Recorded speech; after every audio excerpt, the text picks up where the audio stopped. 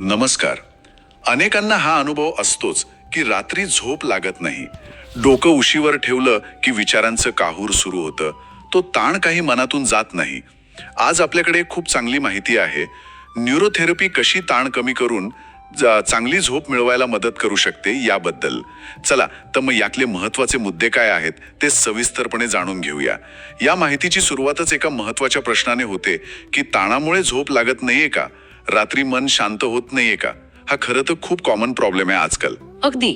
आणि ही माहिती सांगते की या समस्येचं मूळ आपल्याच शरीरात आहे, आपल्या शरीर रचनेत. म्हणजे बघा, झोप ही वाटते तितकी सरळ गोष्ट नाहीये. आपला मेंदू, आपली मज्जासंस्था आणि हार्मोन्स हे सगळे मिळून झोपेवर नियंत्रण ठेवतात.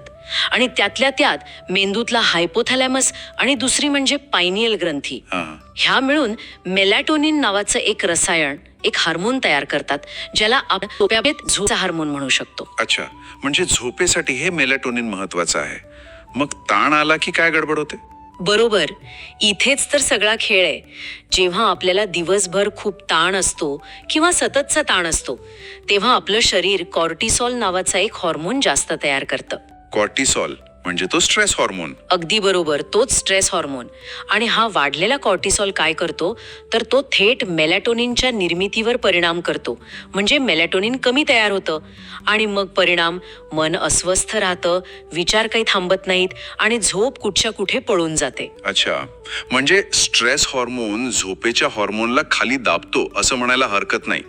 पण शरीरावर अजून काही परिणाम होतो का या ताणाचा? होतो ना. ही माहिती पुढे हेच सांगते की ताणाचा परिणाम आपल्या ऑटोनॉमिक नर्वस सिस्टमवर पण होतो. याचे दोन भाग असतात, सिम्पॅथेटिक आणि पॅरासिम्पॅथेटिक. आता ताणामुळे काय होतं की हा जो सिम्पॅथेटिक भाग आहे, म्हणजे तो फाईट ऑफ फ्लाईट वाला, हो तोच, तो सतत ऍक्टिव्ह राहतो. माहितीमध्ये एक छान उदाहरण दिलंय याचं. जणू काही आपण गाडी चालवतोय आणि ऍक्सिलरेटर दाबूनच ठेवलाय सतत. अरे बापरे. मग शांत झोपेसाठी जो रिलॅक्स मोड आवश्यक आहे, म्हणजे तो पॅरासिम्पॅथेटिक भाग, तो सुरूच होत नाही. तो सुरूच होत नाही. म्हणजे शरीर सतत तयारीत, सतत सतर्क अवस्थेत राहतं. मग झोपणार कसा माणूस? बरोबर पकडलात. आणि इथेच मग न्यूरोथेरपीची भूमिका महत्वाची ठरते, असं ही माहिती आपल्याला सांगते. तर मग ही न्यूरोथेरपी नक्की करते काय?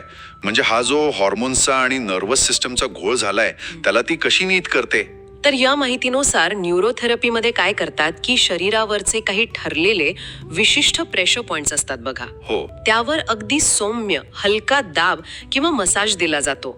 हे वरवर साधं वाटू शकतं, पण या मागचा उद्देश शरीराचा जो नैसर्गिक समतोल बिघडलाय तो परत आणणं हा असतो. या हलक्या दाबामुळे मेंदूतले जे न्यूरोट्रान्समीटर्स आहेत, न्यूरोट्रान्समीटर्स म्हणजे ते आपल्या भावना, मूड वगैरे कंट्रोल करतात ते का? हो अगदी तेच, त्यांचं संतुलन सुधारायला मदत होते.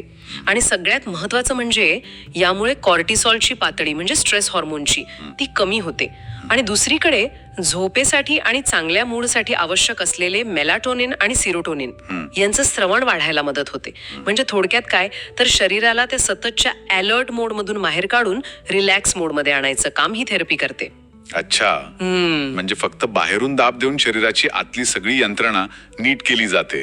बरोबर. याचे परिणाम काय दिसतात मग लगेच? परिणाम लगेच जाणवतात असंही माहिती सांगते. सगळ्यात आधी म्हणजे मन शांत व्हायला लागतं. स्नायूंमधला जो ताठरपणा, ताण असतो तो कमी होतो. हो.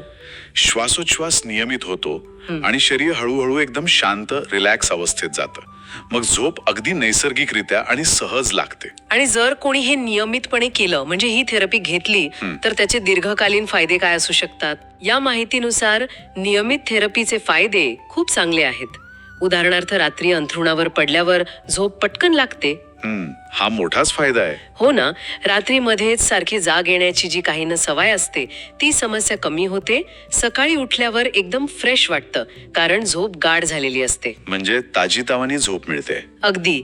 आणि साहजिकच मग दुसऱ्या दिवशी काम करायला किंवा एकूणच वावरायला जास्त ऊर्जा आणि उत्साह जाणवतो. हे ऐकून खरंच अनेकांना खूप बरं वाटलं असेल, विशेषतः ज्यांना गोळ्या किंवा औषधं घ्यायची नसतात झोपेसाठी. हो. आणि ही माहिती शेवटी हाच महत्वाचा मुद्दा मांडते की ज्यांना ताणामुळे झोपेची समस्या आहे, त्यांच्यासाठी औषधांशिवाय एक नैसर्गिक, सुरक्षित आणि चांगला परिणाम देणारा उपाय म्हणून न्यूरोथेरपीचा नक्कीच विचार करता येतो. आणि या संदर्भात या माहितीत पुण्यातील एका सेंटरचा उल्लेख पण आहे. न्यूरोथेरपी पुणे ट्रीटमेंट सेंटर म्हणून. आणि अधिक माहितीसाठी किंवा उपचारासाठी त्यांचा व्हॉट्सॲप नंबर पण दिलाय 702800200487. एकंदरीत या माहितीतून हे स्पष्ट होतं की ताण, आपलं शरीर आणि आपली झोप यांचं नातं किती जवळचं आणि महत्वाचं आहे आणि त्यावर न्यूरोथेरपी सारखा एक शारीरिक उपाय कसा प्रभावी ठरू शकतो हे पण कळतं.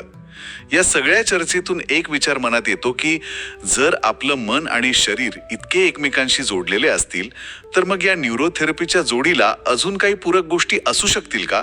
म्हणजे अगदी साध्या गोष्टी जसं की आहारातले बदल किंवा थोडा वेळ निसर्गात फिरणं. या सगळ्यांचा एकत्रित परिणाम झोपेची गुणवत्ता आणि आपलं एकूणच आरोग्य आणखी सुधारायला मदत करेल का? हा नक्कीच विचार करण्यासारखा मुद्दा आहे.